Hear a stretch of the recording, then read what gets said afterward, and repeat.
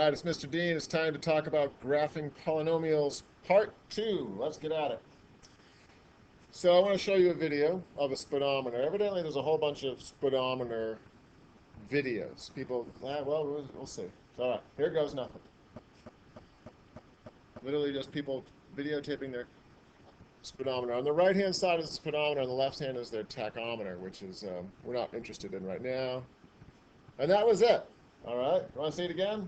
We're going to speed up to the part we're more interested in here. I think it was about there. Right there. So the speedometer is going 60. Ends up going, getting to gear, 120 miles per hour. All right, great.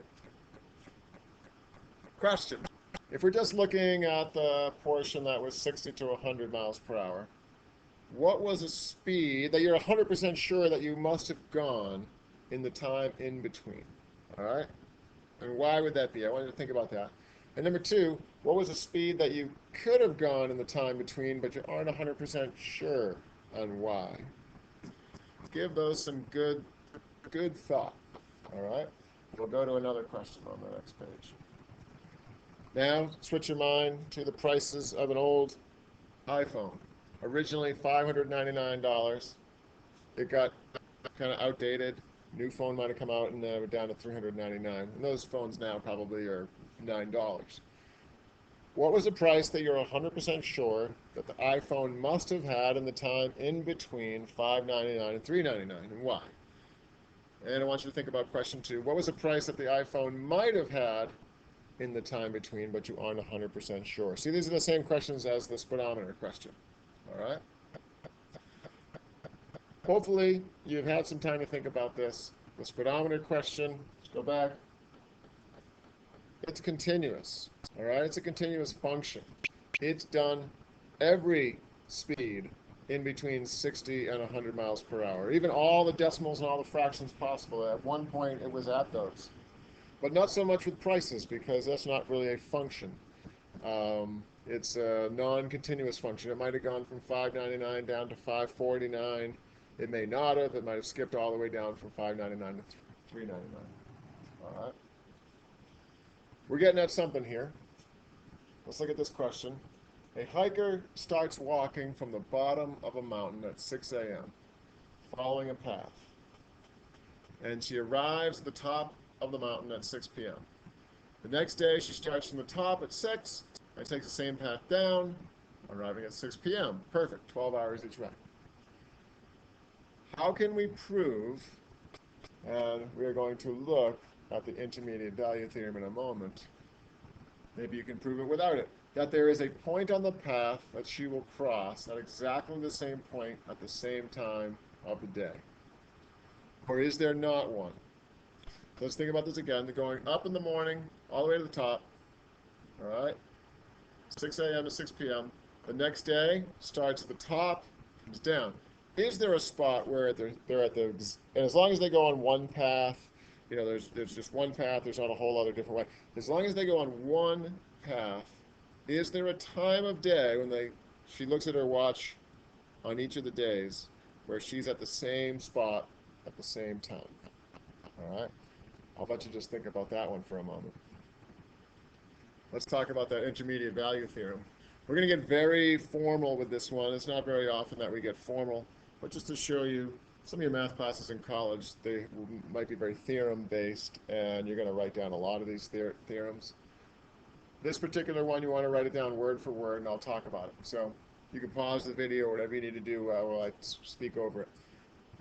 Let A and B be real numbers. All right, let's take this all apart. Let A and B be real numbers. That's not hard. Okay, you got two different numbers, and we just want A to be less than B. Great. Okay, like 1 and 2. That'll work. If f is a polynomial, all right, so you got some function, so that when you put those two different values in the function, you don't get the same exact value. So when you put in inputs of A and B, of course A is less than B, it doesn't turn out that they're equal. They're not equal. Right? Then we know something. We know that in between those inputs, and including those inputs, that's interval notation from A, including A, all the way through B, that the function's value must take on every value. The function must take on every value in between the value it was at A and the value it was at B. All right? Pretty far out. You get a little lost in that formal definition, but it's actually a really simple idea. It's a really simple idea. Here's a graph that often explains it. So here's a function in blue, goes up, it goes down. We'll call it y equals f of x, all right? There is some spot, A, there's some number A, which is less than B, so that when you go into your function and find out the value of it, all right, and you find out the value at B is way up here, the function itself must take on and equal every possible value in between f at A and f at B. So there's no way to skip around. There's no way to jump over anything. All right, so even if it changes directions, goes down there, and you might be thinking, well, what about those numbers, you know, in that sort of gap in there? Well, they're going to be over here, you know? They're going to be made up over here. And you're going to double up some of these numbers, but that's okay. So in between these two green lines, you've gone to every value in between. That's what the intermediate value theorem is all about. You cannot skip and jump and somehow avoid any of that. So before we go on this, you might want to know the answer to our hiker problem. The answer is they will be at one point, or perhaps more, if she backs up or anything, but they will be at the same point at the same time of day. And one thing that I'll change about this problem to make it clear, instead of having it be the next day, let's just say another hiker starts from the top of the mountain and goes down. So they're going to say they're going at the same day. She starts at the bottom at 6 a.m., hikes up. Someone else starts at the top, hikes down. They're definitely going to pass each other, right? And they're definitely going to pass each other. Clearly, they're going to pass each other at the same time. So whether we move it to the same person the next day is just kind of not clarifying the problem. I guess it's making it a little more complicated. But if we make them the same person, it would have been easy, you thought. Or make them different people, make it easy. One person one day, same person on the same day, clearly they're going to cross. All right, hopefully that made any sense. I'm trying to explain it. So example one here about graphing polynomials, though. 4x to the fifth minus 6x to the fourth. Yeah, we're going to use that intermediate value theorem a little bit here as we get into it. We're first, though, going to use the LCT, all right? Do you remember what that stands for? Leading coefficient test. And that's going to tell us our end behavior. The leading coefficient is 4x to the fifth, and that end behavior for a positive 4 and 5 is odd, so positive and odd, the end behavior looks like that. All right?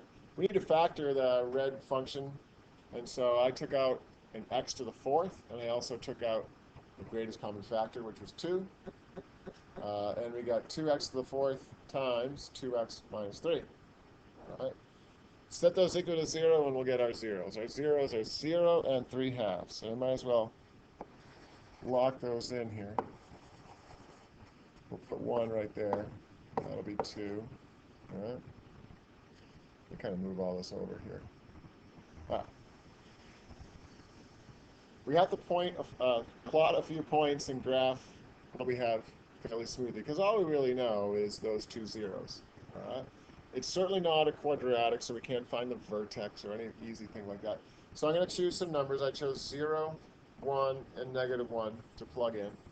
All right? And I can even choose, just to be sure of things, I'll show you, we'll plug in 3 live. So when we plug in 0, we get out 0. When we plug in 1, we get out -2. When we plug in -1, we get out -10. And when we plug in 3, when I say plug in, you're either plugging it into that, or you're plugging it into that. That's kind of up to you. All right? When I plug in 3, I got 3 to the fourth. All right? That's not too hard. That's 81. 81 times 2 is 162. All right? So we got 162 times, I'll do this other part, times 3. All right? The exact value doesn't matter. It's somewhere in the 400s, I believe. All right? So something huge. Let's now start to graph these points. 0, 0, we already knew that one. That was given from the zeros of the factors. I need sort of a y scale. I have 1 at -2. I have a -1 at -10, so that's way down here. Let's just put it there. And at 3, I am way off the scale, way beyond anything that I could hold, so I think we're ready to graph this now. We know its end behavior looks like this. So I know it's going to be coming down and coming up. Starts down, comes up. Now, does it bounce off 0? It does. It has to bounce off 0. You'll see in a moment. I kind of missed that, didn't I? Move that over a little bit so it kind of goes through there. Why does it bounce at 0? For one thing, we have an even multiplicity right there. All right? Remember this down here. Zeros of even multiplicity are going to bounce. But let's say it didn't, and you wanted to redo this graph, right? Didn't like any of that. Move that way out of there. And you came up, and you knew it was coming up, and you went through. How are you going to get to that dot? Well, you can't go through at a point that's not a 0. This graph would be wrong because you have a spot going through the x-axis that's not a 0, and you cannot have that. You can't all of a sudden invent x-intercepts that were never there. So we got to get rid of that and bring in the other one. That was just slightly more accurate. Something like that. All right? Let's look at another example. We're going to sketch -x cubed minus 5x squared. Now, you can feel free to use a calculator, but we're going to get rid of that. You know, don't need a calculator. Get rid of it. Oh my gosh. Get rid of it. Leading coefficient test. The highest exponent is a 3. These might not be in order. They are in order, but they might not be. So just look for that leading coefficient to be the highest exponent term. And we have -x cubed. That's a negative, odd. Its end behavior looks like this. So really, I'm going to have some graph that comes down and leaves out there through quadrant 4. I factored out a negative x squared. They were both negative, so factor out the negative. And I got myself zeros at -5 and 0. So I have a 0 right in the origin and another 0 at -5. All right. The x squared was squared. And of course, the 0 that corresponds to that is this one. 0 has a multiplicity of 2.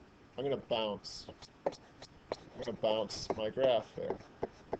All right? And once again, you have to bounce there, because if you think about it, if you didn't bounce, you'd have to come, and the intermediate value theorem says you have to go through every value to get from quadrant 1 to quadrant 4 down there. And you can't just like hop over the x-axis without getting an intercept there. So we don't want any of that, nothing to do with that. Everything will be solved if we just bounce off there. All right? Now, the third thing we want to do before we sort of get too far is to always want to plot a few points. And we kind of plot a point to the right of one of our zeros, to the left of one of our zeros, and even to the left of the 0, -5. So we went all the way to -6. And we see that at -6, we should be way up at 36. But at -1, we should be at -4. So to be a little more accurate with this graph, we'll try again. A little further down like that. And this will be really steep on this side. Now, we're not going to know if it turns there, if that's a vertex point, or if that just happens to be along the graph. We'll leave that for calculus. So we don't know how deep or how low that turn is. We just know that there is a turn. All right? So let's fix this. You know, for example, I don't know, it goes through -4, but I don't know if it... I'm thinking with the calculator, you'll find that that goes down pretty far. But we don't worry about that too much. All right, we just worry about, we got the zeros and we got bouncing. There's a multiplicity of that particular 0 was 2. It was even. All right, maximizing volume boxes. This is a more practical use of something that seemed just kind of conceptual. So an open top box is to be made by cutting congruent squares out of the corners of length x, and we'll use a 20 by 25 inch sheet of tin, and we'll bend up the sides. So I took this diagram from another book. So we got figure 4.3. How large should the squares be to make the box hold as very much as possible? And what is the resulting volume? All right? It's an interesting problem. So we're going to, over here on the left, this is the flat version, and then once we fold along the dashed lines, we'll have a box that looks like this. So it's pretty clear that the 20 is going to be removing little pieces, two pieces that were x in length. So now our, we'll call it width, I guess. Our width is 20 minus 2x. Same thing's going to happen to our length. 25 by 2x, because of the 25, we're cutting out, again, little pieces of the corners. And then what some people forget is that the height now has to be x. When you fold this up, it's going to be a height of x. All right? Now we have, or we can make, an expression for the volume. The volume is width times length times height. All right? And go on to our calculator. We'll get that all in there. So here's our calculator. I typed everything in already. It's up here. And I typed in 25 minus 2x into y1, 20 minus 2x, and then I didn't forget about the height there. I have an x. I went to my window. All right? Went to my window. We go to my window here. And I had to fix my window. So x minimum, well, that's how much you're cutting out. You can't cut out anything less than 0. Set that to 0. X maximum, I really can't cut out, if you think about this problem, I can't cut out more than 10. But I made it 15 just to show more of the domain. But you can't cut out more than 10. All right? If you do cut out more than 10, well, then this 20 is going to be 10 off on this side and 10 off on this side. You just completely cut off the whole thing. That's not good. The x scale doesn't really matter. We'll go down to y minimum and y max. This is the volume. The volume minimum really is 0, but I put, again, negative 200 just so we can see more of the range. And the y maximum, I had to play around with that. At first I had 400. It wasn't enough. I finally got to 1,000. And it gave me a pretty decent looking graph. Like that. All right? This is volume on the y-axis and x on the right, on the x-axis. So the x that you're cutting out. So you cut out nothing, the volume is nothing. It's a flat board. Cut out more, though, and fold it up, and your volume reaches a maximum right up in here. Cut out too much, and now your box is kind of tall and thin. And then, of course, once you cut out 10, you've cut out the entire side. Anything past 10 doesn't actually work in reality. You can't have negative volume. And this almost shows that if you keep cutting out, eventually the volume will go up. Well, not in a three-dimensional object, not really. So the only part that's good is between 0 and 10. Now the maximum is not 5, as you see.